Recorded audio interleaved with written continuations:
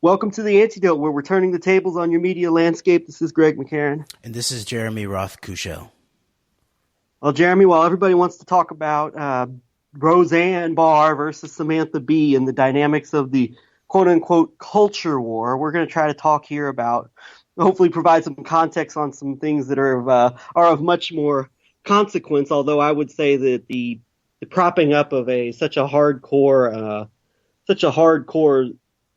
Zionist like Roseanne as a great patriot is cause for concern. I think there's issues of much more consequence going on in the world right now. Perhaps maybe we can use our platform here to shed light on some of those things. I think we're going to hopefully do that today. Before we get started on our main topic, there were a couple of interesting stories that have caught my attention over the last week, and one is the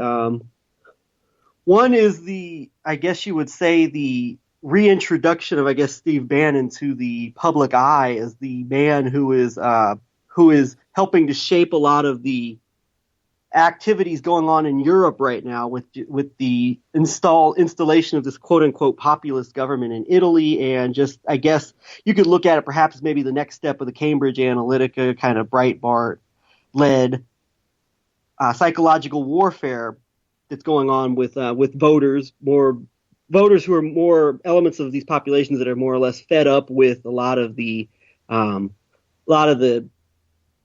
problems and the obvious problems that would arise with the continuation of this post-World War II global New World Order, as George H.W. Bush put it, and the inevitable problems that would arise from that, dealing with issues related to multiculturalism, related to economic decline.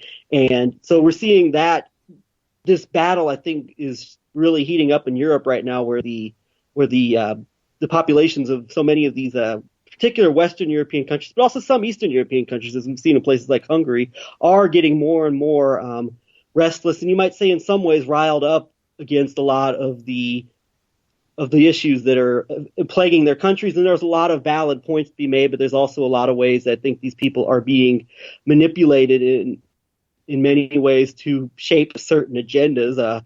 And also the other story that's kind of caught my eye in some ways is the campaign against Joy Reid at MSNBC over some old blogs that have popped up of things that she had posted on her blog back long before she was an MSNBC employee.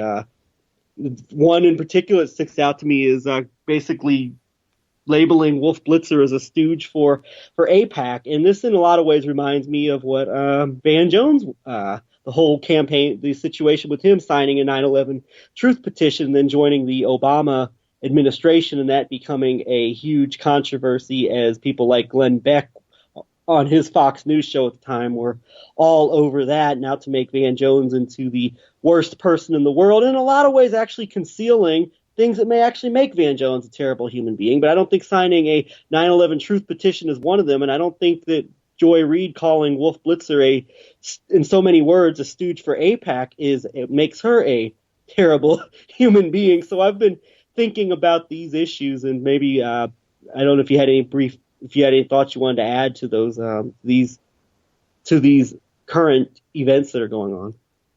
It's actually a good metaphor, I think, for what we are working to analyze and describe in terms of the constructed dialectics that we see across the political and media landscape, but in a really deep political way that I think it takes a lot of continual work, not only analytically, but even psychologically, to begin to uncover the way that it shapes basically everybody's minds.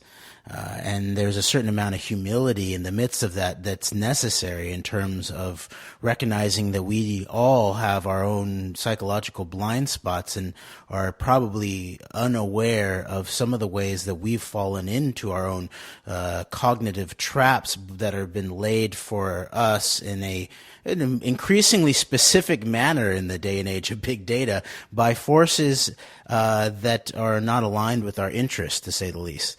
And so I do think that the way that the Roseanne Barr controversy that you brought up and the way that that's laid out in relationship to the Samantha Bee and the Joy Reid, it does have a lot of feelings of the construction of the sort of left-right culture wars that is able to instigate and continue to keep the wedge and the divide amplified politically, in terms of beginning to think into this radical middle that we might hope to describe as the actual open space for real, authentic, organic, original, potentially discourse and political strategic thinking for we the people, that's beyond these boxes that have been around for a long time now, especially if you think about it as like cultural Marxism versus cultural fascism. This is at least 100 years old in some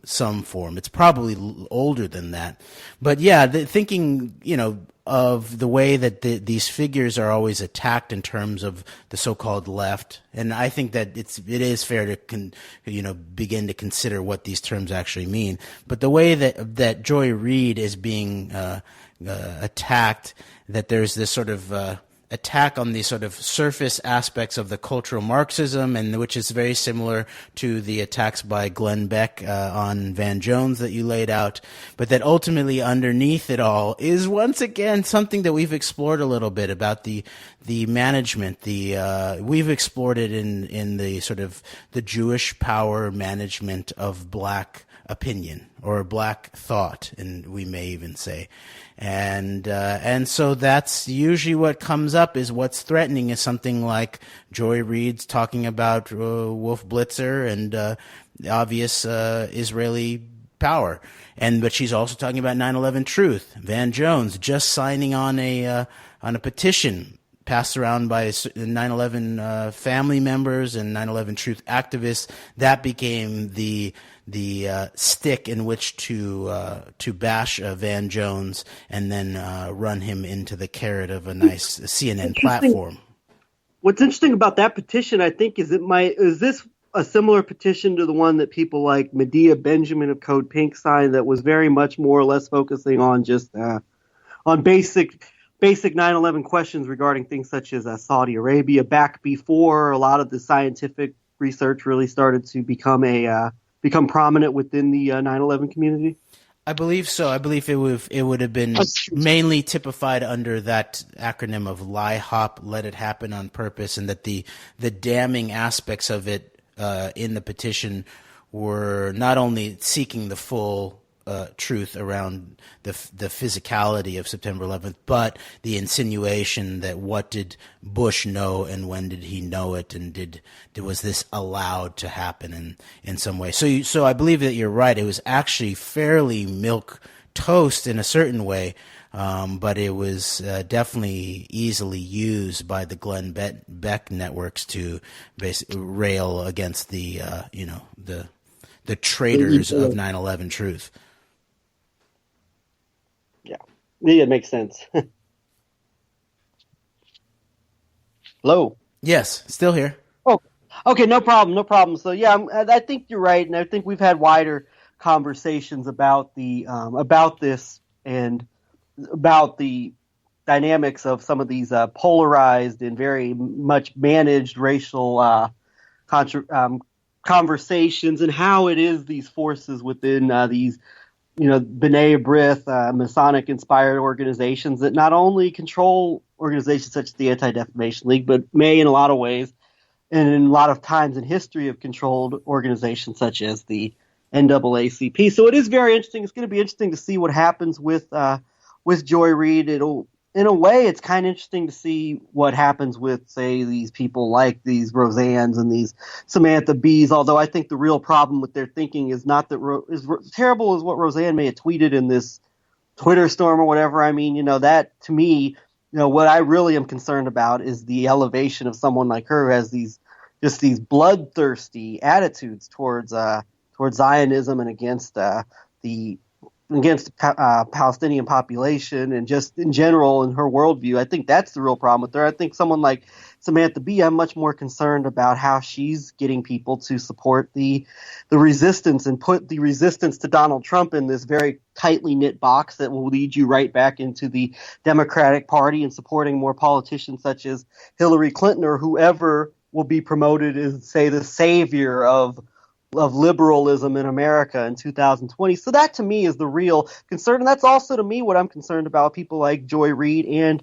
Van Jones, who it does appear do a lot of compromising in order to get there to their platforms on such a prominent network as MSNBC. And of course, on the other side of things, this the European situation I think is getting very concerning as we're seeing once again the rise of, I think we are seeing a rise in tensions as bad as it's been for years now. This has been, I think, simmering for years. You're really seeing it get a lot worse, and the rise of the populists continues in Europe, and also, of course, the arrest of Tommy Robinson. If you look behind that, the people who are promoting that whole thing, and I'm not to say that, Tommy Robinson should be thrown in jail for having political views, although I don't know enough of the dynamics of the case to know exactly what. I mean, I know I don't trust Robinson. I don't have any type of liking for him and his ideology. I think he represents very nefarious interests. If you look at the people who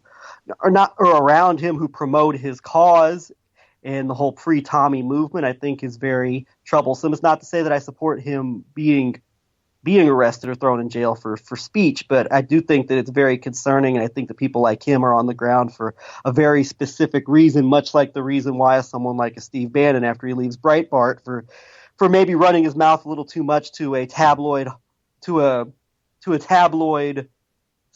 sleazy tabloid writer of a book about the Trump presidency, is over in Europe now stoking the flames of clash of civilizations under the guise of economic nationalism, I think is very significant. So we're going to have to keep tabs on this as time goes on. I feel that you could very well see, this is a dire prediction, but you could very well see some type of all-out domestic, I don't want to say civil war, it's a very broad term. That might be an exaggerated term to an extent, but I mean, it seems to be that some places in Europe may be headed in that direction.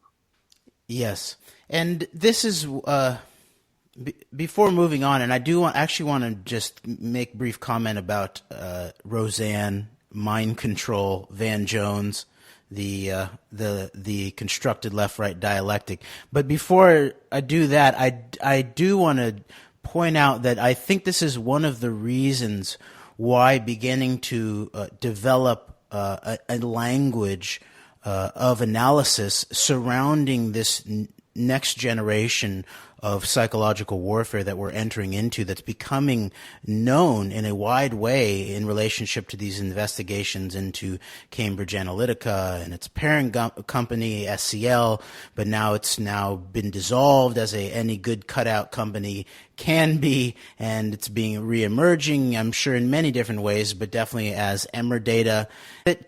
I want to go back to this concept that I have brought up about that part of a unit in the IDF in Israel is known as the Center for Consciousness Operations.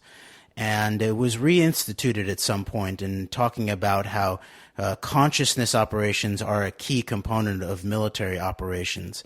And so I've come up with this shorthand, ConOps, as a maybe more comprehensive term to PsyOps, because then looking back through these categories of psyche warfare, we might call it psych warfare. We're usually just think about psychological warfare, but that hooks into this Greek category of logos, I think it's pronounced, psychological warfare, meaning based around the idea of the word and logic And then I pointed out that maybe in the day and age of understanding Facebook and big data and things like Cambridge Analytica, we could then flesh out this analytical structure in relationship to these ancient Greek concepts of approaches to rhetoric, because that's what we're really talking about, is rhetorical warfare. In the ways that information is conveyed to the people, the way that political persuasions or political possibilities are conveyed to people in the public. That's a realm of rhetoric. So I've introduced this idea of psychographical warfare, which in many ways links into the idea of things like pathos, which is the old category of rhetoric, meaning that not patho, ethos, meaning the way that you understand the mood or the cultural or moral mores of the audience that you're speaking to, and whether you're seen as having credibility and being an insider or an outsider, that idea. And so it's related to the ethical or the moral, but it's really about the sort of the deep cultural ethos of what you're speaking about. And so in that way, we're talking about psychographical warfare, which is what we're beginning to understand the operations that were being run around not only in relationship to Brexit, but also in relationship to Trump and Cambridge Analytica, that this was in certain ways about the way that information flowed and setting up certain people, very, very likely, as having credibility in terms of launching pieces of information. And then once you get the information launched, then you work it through people's social graphs, their social networks. And so this is why Facebook was at the center of this, and that Facebook has developed a large amount of data on large groups of people. They have the self-identified social network that you give to them by saying who you are connected with. And so these types of analyses can be used by these kind of big data warfare groups to really understand how to infiltrate or how to use a specific understood political or social or cultural ethos and move it through these social graph networks. And then finally, this idea of psychometrical warfare, which hooks back into the Greek concept of pathos, meaning the idea of the area of emotions, the area of, that's also hooked into pathology, the idea of illness, psychological illness in many ways. But it's really just feeling, and the idea of triggering, of emotional triggering, that whole aspect of the constructed dialectic sort of cultural Marxist, cultural fascist conversation, controlled conversation that's all about triggering in many ways and being triggered. And so that's tied into this idea of psychometrics, because if you look into what's now known about how Cambridge Analytica did what it did, it's not a big nothing burger, as Van Jones called Russiagate. It's actually, there's a lot there, and the way they did it was they hooked up. Not inconsequential, as Alex Jones said it. People aren't outraged about it only because Google and Facebook are trying to cover themselves.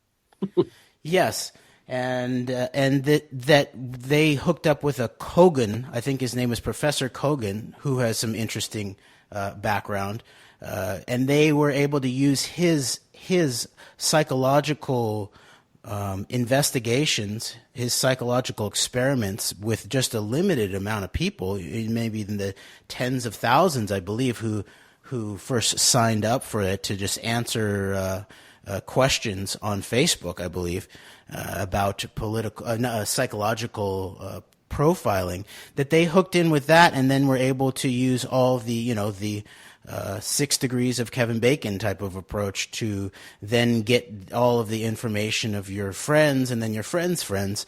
And what they had was they had dozens and dozens, or if not hundreds on some people, if not thousands on some people, of data points, of metrics, of psychological metrics points that were self-created by the people who opted into these studies, and then also about their friends, all the data sets that Facebook's been collecting behind the scenes. They plugged into all of that and could figure out what triggered you in different ways. And remember, Facebook had all of these diversified the emoticons that you could click on to say how you were responding to certain posts of information.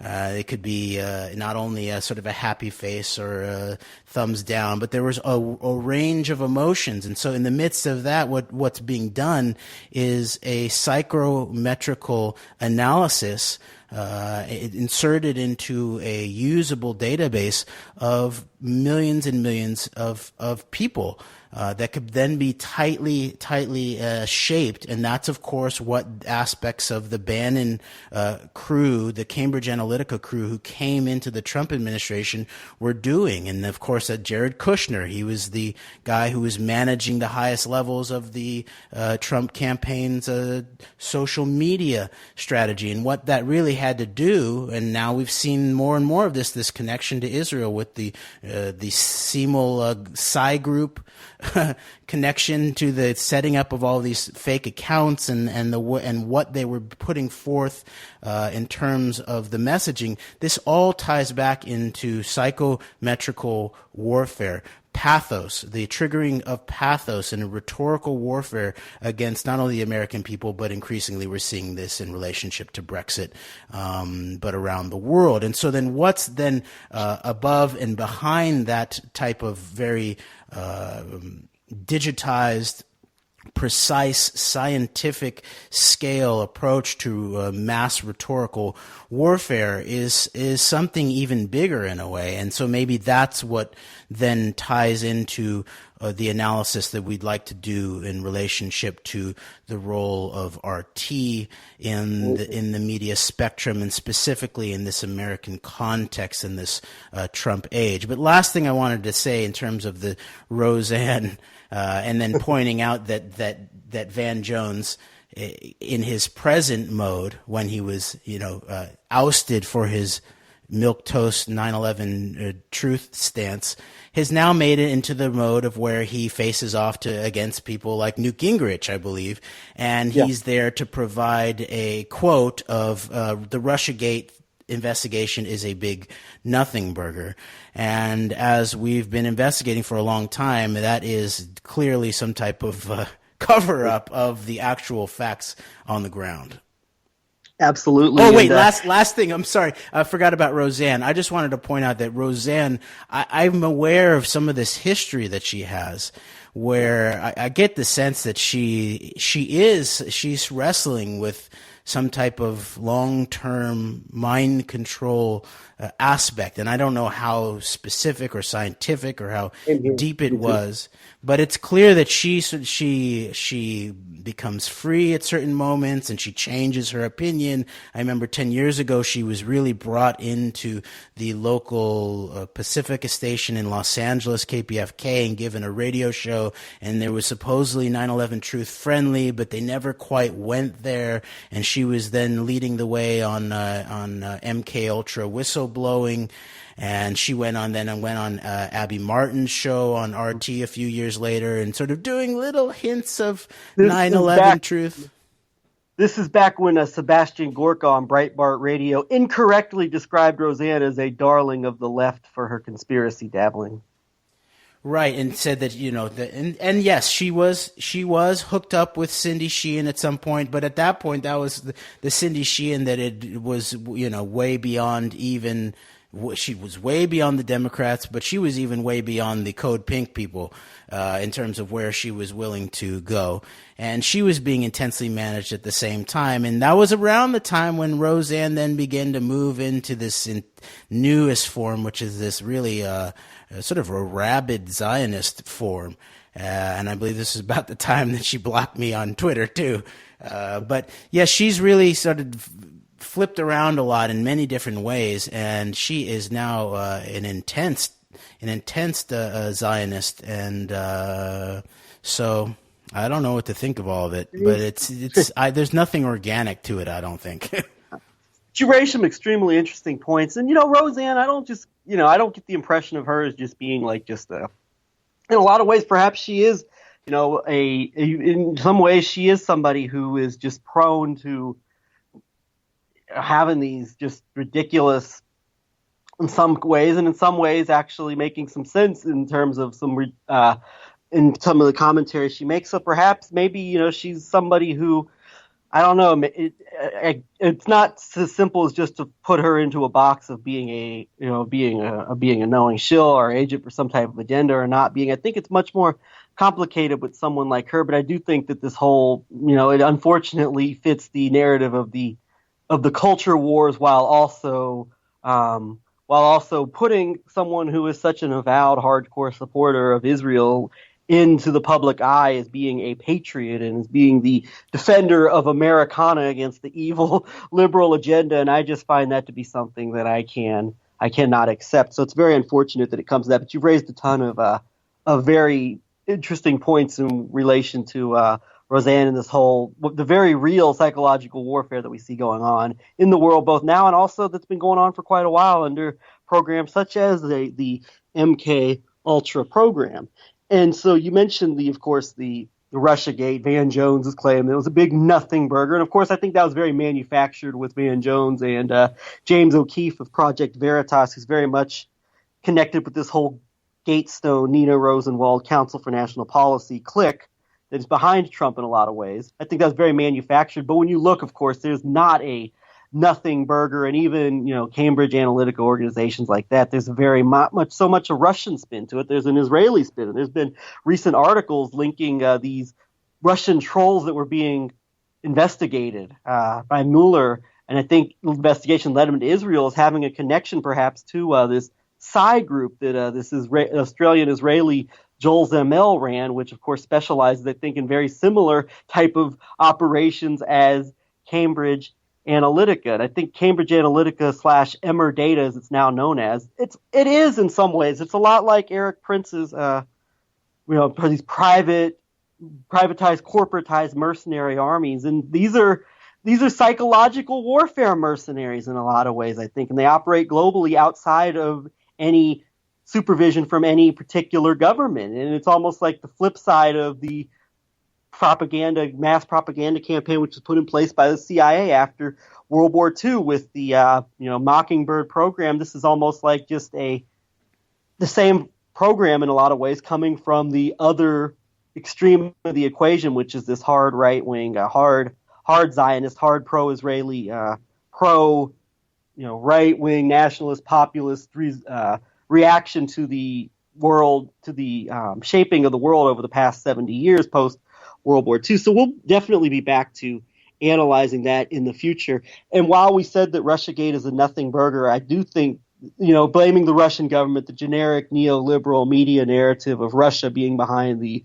hacking of the election to destroy our democracy, Putin's out to destroy our democracy, that's obviously BS, but it doesn't mean that there's nothing to the Russian angle in and of itself. And I think it goes much deeper than just Putin wants to subvert our democracy. And I think that, and I want to be careful in how we address this issue, because I don't want to make any assertions one way or the other. But one thing to look at is, I think, Russian state media. That would be outlets such as RT and also Sputnik, which I think have the most footing here in the U.S. and in the West in general. Russian state media outlets that do have networks, or especially in the case of RT America, which operates out of Washington, D.C., audience that is strictly for American audiences. And I think it's very interesting when you look at the differences between RT Russia and RT America. So much of what you see on RT Russia is, I think, is a defense of Russia under Putin and a defense of Russia restoring what you might call traditional culture and the shifting of Russia being more of a power player globally, combined with this narrative that's very much taken shape, I think, within so much of the alt-right and also within more or less increasingly the Alex Jones sphere of influence.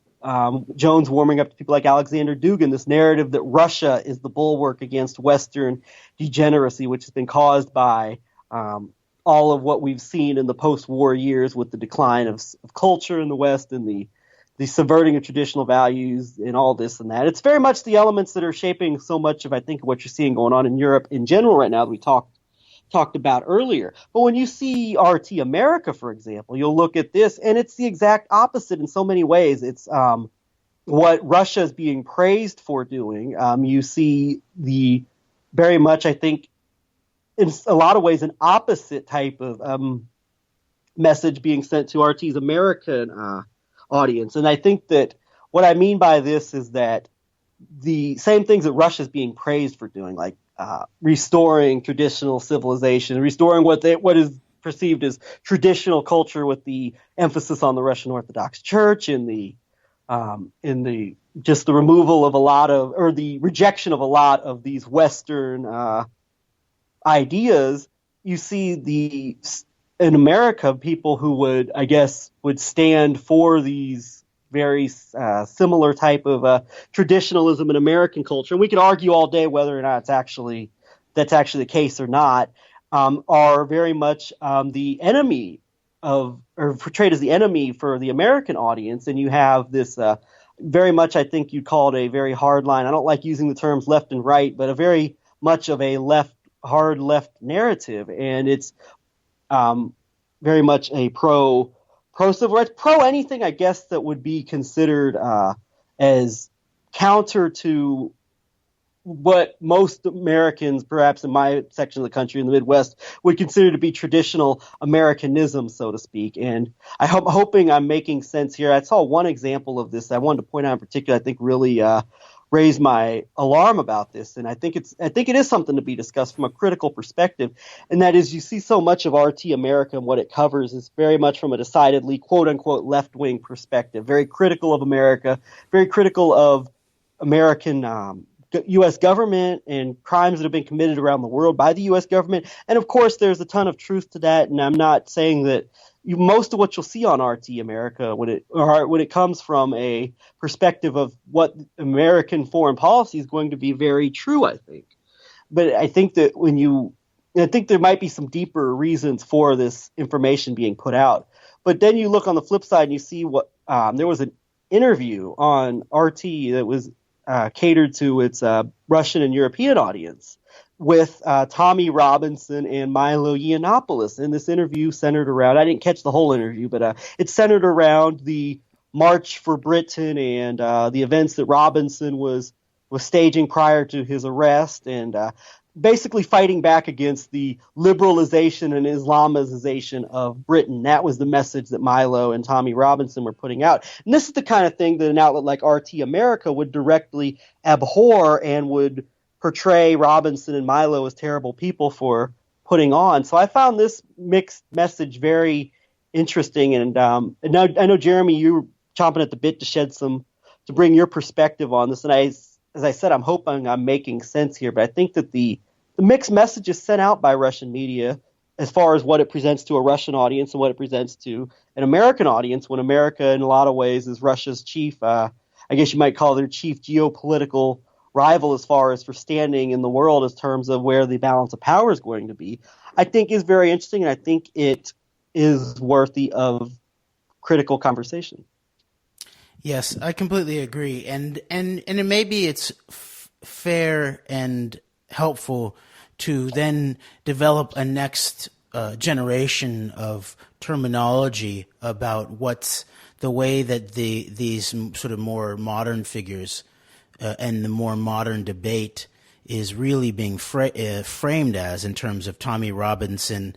And I think you're right that it's really about traditionalism is what it's not really fascism per se, although it then ultimately feeds into some potential aspect of political fascism.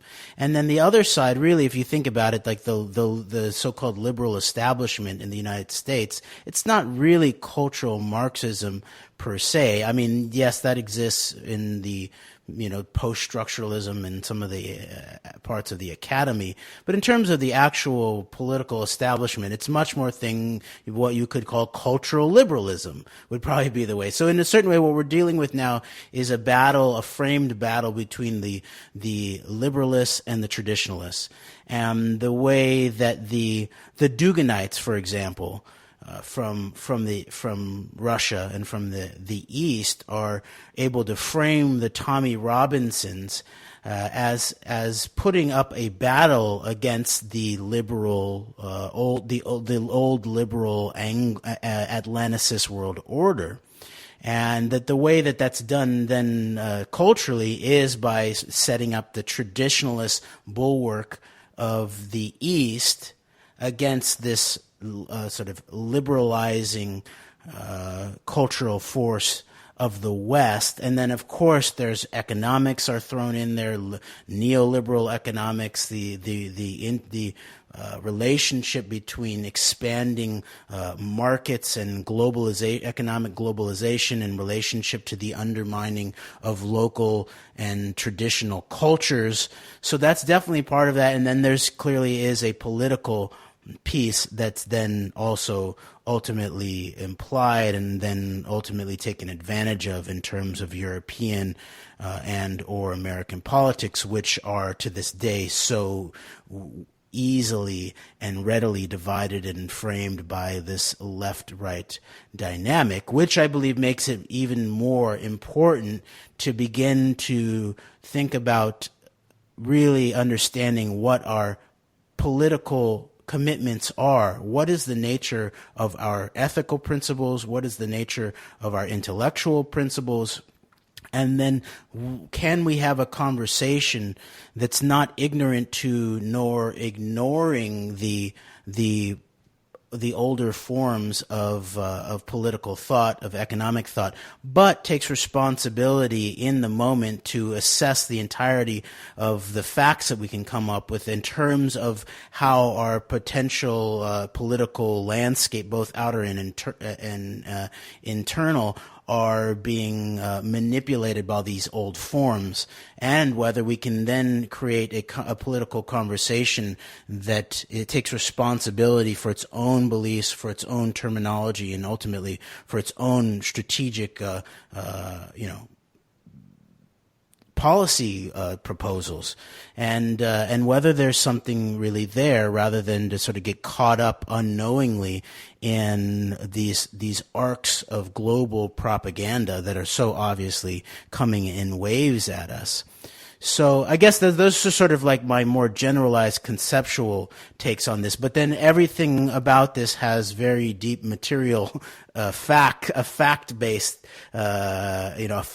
foundation to it that would probably help us think through what is actually going on here, and especially with this, you're identifying as this sort of RT, this Russia component to sort of highlighting aspects of the new right, of this sort of new political traditionalism in a European context, but then in an American context where there's a really intense push towards certain left, what would be defined as left, and very well contained left narratives that are undermining in a domestic fashion, but that don't really seem to rock the boat internationally in terms of such things as the war on terror, and then of course in terms of the deep Israeli angle and the global Zionist angle, and how a lot of that is run through Jewish power networks, is clearly off the table in large parts at RT, it seems. Yeah, absolutely. And I think about, for example, a couple of, I'm going to use a specific example here. I think back to this, what was it, the ODNI report, which labeled RT basically as being hostile to American democracy, I believe. I'm paraphrasing, but this report, it specifically mentioned, of course, mentioned my old friend and your old friend Abby Martin, and also mentioned Daniel Bushell of the Truth Seeker, who actually did a program on September 11th. I believe he had Kevin Barrett, among others, featured on his program he did on September 11th. And of course, one broadcast on RT America, the other broadcast on RT Russia. It's kind of interesting that the two most likely people to talk about issues related to, September 11th and 9/11 Truth were the people in this ODNI report. I find that rather interesting. But this whole thing with Abby Martin, it brings up a couple of perspective, couple of things about RT's how RT portrays and presents issues related to, I guess you call it, the war on terrorism and September 11th, as well as Israel. And a couple things about Abby's show. Of course, I had this exchange with her, and she had mentioned that she could never, that she was under explicit instructions not to talk about September 11th on air. And there were times where she would touch it. Like she even had, I think, Kevin Ryan on, and they raised some questions about various aspects of what may or may not have happened to the World Trade Center towers. And I think Ben Swan was on her program after he did a special for his Truth in Media about September 11th and some of the unanswered questions. But then as time went on, especially after the Ukraine fiasco, where Abby had this major smear campaign against her within elements of the establishment media, traditional mainstream media here in America, it became much more just focused on Saudi Arabia and 19 hijackers and 28 pages. And so, she never really got to go the full way with September 11th. And honestly, as far as Truth Seeker goes, I'm not overly familiar with this program, but I think he wasn't too long for RT after that program on September 11th. I could be wrong, but I don't really recall hearing too much from him after that. And I did have a friend of mine who had told me that Adam Kokesh had told him that when Adam Kokesh had his RT show, that there were areas that he was told not to discuss and things that he was told not to talk about. So I find that rather interesting, and I never had a chance to talk to Adam Kokesh himself about that, but I do find that interesting. So on one hand, where there is obviously an unwillingness to really go in terms of, there is definitely I don't know if it's a top-down order, but there's certainly not much at all discussion of events like September 11th and the false flag nature of it. You can have Max Blumenthal go on a program hosted by the respective children of Oliver Stone and Jesse Ventura and say that and repeat all this nonsense about how Khalid Sheikh Mohammed being the mastermind of 9/11, he was driven by blowback and pushing all these official narratives. So you're not getting too much out of RT nowadays. I think Kevin Barrett speculates that things may have changed when the founder of RT was found dead in a hotel room in D.C., I believe. And that's something to consider. But you don't get much analysis on critical, what you call deep state. And there is some to an extent, but when it really gets to things such as September 11th and the obvious 2,000-pound elephant in the room of Israel, then there's not much conversation to be found, if any at all. And what's also interesting when you look at the case of an Abby Martin is I think it sheds some light on how RT covers Israel, at least in America, at least to its American audience. And I remember Abby, one of the things that put her on the map at RT, and this was her very principled and very courageous reporting after the 2012 assault on Gaza, November 2012, where an RT tower, and so I believe it may have been in Tel Aviv, or I'm not positive where exactly in Israel this RT tower was, but was bombed. And Abby condemned this as being, nobody's going to speak up and condemn it, or the U.S. government is going to be condemned for it because of its pro-Israel policy and all the power that is held within Washington, D.C. and its global influence. But I do notice that with Israel, it does appear that RT's coverage, everyone from, say, an Abby Martin when she was on there, to people like Max Blumenthal, who are now regular guests on RT, and others as well, that it's very much a narrative of Israel that is solely centered on the U.S. and the West, and in condemning U.S. support for Israel, condemning Western support for Israel in general. And of course, that needs to be exposed and talked about, obviously, and that is very important.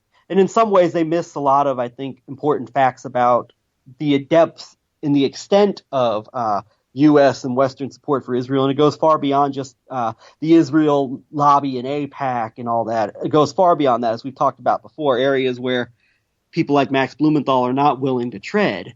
But the narrative, I think, is very much shaped in a way that is only condemning of the U.S. and of the West. There's no critical analysis of, say, the relationship of Russia and Israel, and some of the connections of, say, one Vladimir Putin, or many of the oligarchs in his inner circle who have yet to be expelled from Russia, as the narrative goes within so much of the alternative media, that Putin has expelled the oligarchs out of Russia and has eliminated all of that influence. So you see very much, on one hand, where there's a concealing around events such as September 11th.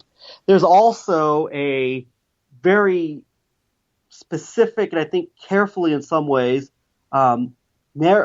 put out narrative regarding Israel, the Israel-Palestinian conflict, that only portrays the U.S. and the West in a negative light. You never hear anything about what Russia and Israel and that relationship.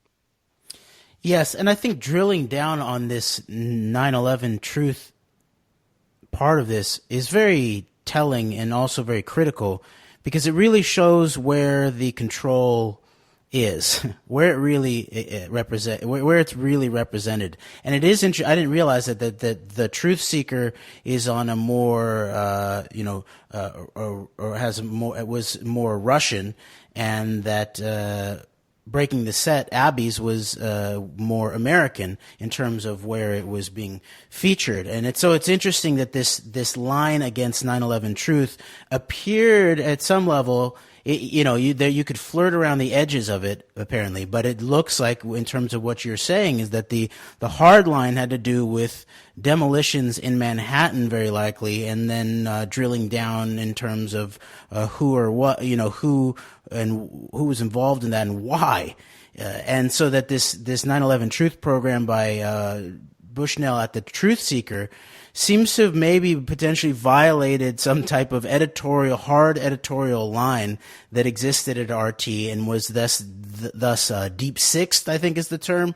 And Kevin Barrett goes into all the ways in which it was even seemed to be being coordinated to be censored from Gmail and people trying to pass it around in that fashion too.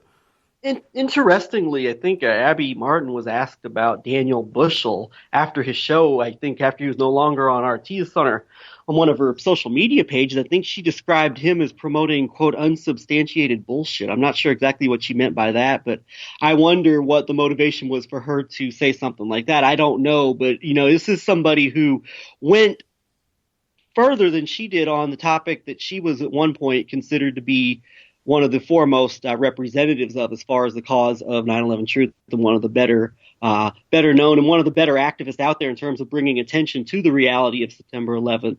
So I don't know what motivated that, but I found that interesting as well. Okay, and what we'll do, I found an article that talked about this RT report about 9/11 was an inside job. It's the title of this article. But we'll link to it because it basically says, the quote, "This clip is that of a very important episode of the, quote, Truth Seeker, unquote, which was taken down from RT's site and which had disappeared from YouTube for some 2 years until the August 14th publication of this article from RT claiming that 9/11 was an inside job. RT is now reporting that Russian President Vladimir Putin will release satellite images proving that the Twin Towers were destroyed by, quote, controlled demolition rather than by the force of 2 planes. This would represent a tremendous blow to the patently false narratives propagated by the 9/11 Commission report and by other U.S. government study groups." So this is sort of interesting to look at the way that this was then brought back in, and then there's this thing about how Putin's going to blow the whistle finally after more than 15 years. That's published by RT. No, I found this on forbiddenknowledgetv.net, but it links to an RT article that supposedly said all these things. And I sort of remember this a few years ago when it looked like there was a sort of a reassertion of talking about 9/11 truth on RT. But it's interesting that this was the way that it was all framed. And then the question of what RT is and was from the beginning, I believe the founder, Mikhail Lessin, I think his name was, moved to the United States, set up a serious shop here, and then some of what is said is that he was that there was a split with Putin. Who knows what actually happened there? What we do know for sure, beyond the speculation around that is that RT took on an Israeli satellite company for distribution in 2012. So that is nailed down by press releases globally. And so I think that's something that maybe we should just sort of point out. First of all, I'll link both of these articles. This is from seekingalpha.com, RRSat, an attractive satellite IPO, and this is from 2006, so it gives you the background of this company. RRSat Global Communications, an Israeli company, plans on offering 4.4 million shares. Then it talks about, here's a quoting, I believe, from the company. From the prospectus, quote, "We provide global comprehensive content management and distribution services to the rapidly expanding television and radio broadcasting industries. Our content distribution services involve the worldwide transmission of video and audio broadcasts over our RRSat global network infrastructure. Our comprehensive content management services include producing and playing out TV content, as well as providing satellite news gathering services," unquote. Then one last paragraph here. Our third satellite IPO of the week. RRSat differs from the previous two in that they are a broadcast distribution company, not a voice data communications provider. RRSat provides services to 265 television channels and 80 radio stations in over 120 countries. Continuous distribution customers include Canal Europe, Fashion TV, God TV, iMedia, KurdSat, Russia Today, Thai Global Network, and Turkish Radio and Television. Occasional distribution customers include CBS, Fox News, Israeli channels 2, 5, and 10, Al Jazeera, NBC News, NTV Russia, and RAI Middle East. And so that's from 2006. So that apparently shows that RT was already being distributed in certain ways by an Israeli satellite distributor, even sounds like a content producer company back in 2006. But then in 2012, there from a PR Newswire, and we'll link this too, it says RRSat signs contract with Russia Today for global distribution of RT HD channels. And RRSat Global Communications Network, a leading provider of comprehensive content management and global distribution services to the television and radio broadcasting industries, announced today that it has signed a contract with RT for the distribution of Russia Today English HD RT, Russia Today Spanish RT, and Russia Today Documentary HD channels to the USA, Latin America, and Asia. The service started on August 1st, 2012, and will expand the global distribution of the channels. So this is interesting timing. So to me, this sounds like that this connection with this Israeli satellite distribution network was deepened right in this time scheme of 2012 and pushed more deeply into Latin America and the United States. That's rather interesting when you consider, I mean, even an outlet such as Telesur, which I think serves in a lot of ways very Venezuelan, which is the media outlet that Abby Martin now works for. And I'm not one to judge Telesur, especially at a time when Venezuela is under so much machinations from, Western, all these terrible things that the U.S. government is trying to put in place in Venezuela's opposition to the Chavez revolution, which is now, of course, epitomized by Nicolas Maduro. But in a way, you could argue that Telesur might serve a very similar function to a network such as RT in terms of its coverage that is given to its American audiences. And while it doesn't have the foothold that RT has in America, I don't think it's still one of those outlets that fits within that Western, or kind of within this whole catering to a specific audience of more people who would be identifies more or less harder on the quote unquote left than I guess most of what you would consider the American population. As far as activism goes, it has a lot of influence within far left, anti-war, anti-imperialist activist circles. And I don't know for sure when RT began to really gain a foothold in terms of American cable systems. I know for a fact that for a time at least, I know RT was available on certain Comcast. Comcast provided RT. I know Comcast is the owner of NBC, among other things. I don't know if RT ever made a foothold on Time Warner. I don't believe that my Time Warner provider in Kansas City provided RT America. But I do know that there were American cable companies that were picking up RT America. And you could find it on, if not basic cable, then certainly on a premium cable package. A lot of satellite companies provided RT. And so I noticed this ODNI report mentioned RT as being a danger to American democracy and all this. And while there's obviously the agenda behind that, at some level, when you think at some deep level, maybe there is some truth to that, but not for the reasons, of course, to say the U.S. government is putting out. But the question I wonder is, how does RT and a network like this gain a foothold in the first place? I'm kind of a little flabbergasted by that. I think that's also worth analyzing and discussing. Yeah, that's a good point, because it could be there are indicators that RT from its beginning it seems like it would make sense that similarly to the way that the highest levels of the Russian government have basically been down with the post 9/11 era, definitely not openly blown the whistle on September 11th, and it definitely seemed to have been okay with the global war on certain Muslim lands. They were apparently against the Iraq War. Jeremy, I did want to mention real quick that I remember a controversy around Current TV, which is now known as Al Jazeera America, and there was a lot of Qatari, I believe, investment in this Current TV, the same people that are behind Al Jazeera. And remember there was a huge controversy over that made some rounds in the mainstream media at the time. I don't recall there being such a row over RT, which is rather interesting. I just wanted to point that out.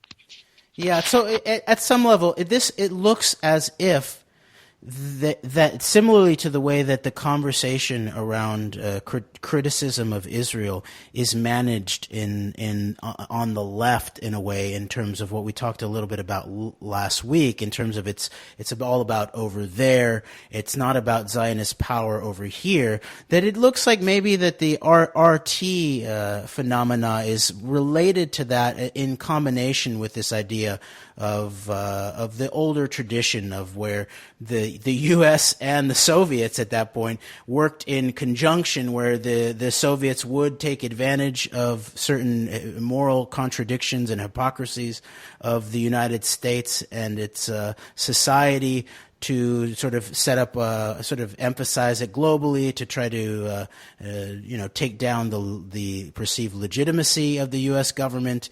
And then the U.S. would then, the government would then associate everybody who was trying to improve conditions in the United States of America in those ways and point out actual government hypocrisy and immorality as then being somehow tools of the Soviets or useful idiots or these types of things. So this dynamic has a long period where the elite of both of the United States and of Russia can then get their own political value out of the political dialectic. And meanwhile, there's this deeper Israeli-centric, some type of ongoing control of the larger narrative, including technology distribution. And in the background here, I guess in our last minute, I just want to mention that there is this Talpiot dynamic to all of this. And if you look at these Soviet spy networks that are tied into so much into transfer of certain secrets and technology from the United States to Israel, if you include the Pollard scenario and who was surrounding that, and it looks like it was apparently being managed out of Israeli military intelligence, but then there was a Soviet angle where the information got then passed on to the Soviet Union, that this sort of mole network surrounding people like Richard Pearl, of a Soviet-Israeli mole network tied into the highest levels of U.S. military policy, is still existing. And what is the nature of things like RT America in relationship to that? I guess we'll have to continue this conversation forward, Greg. Yeah, no, absolutely. And thanks for shedding light on all that. And we'll be back with you next time. All right. Bye-bye.